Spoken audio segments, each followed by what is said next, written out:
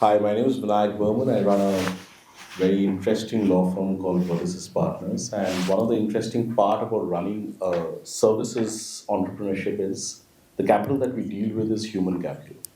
And that is the most valuable capital in our business.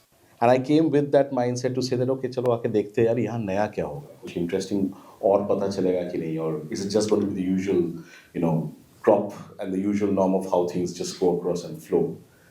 But I'm using the word flow and adding the pun to it is because it was beyond just the flow to show, and perhaps Susheel brought out the entire essence of what the value of intangible elements are far more than tangible, and how do you structure those intangible elements to create a far larger element of flow within the organization, within your mindset, and something that perhaps can get distributed organically within the entire force of your people that you're working with, and that perhaps adds on to the entire longevity of your organization, your vision, and what you're trying to achieve.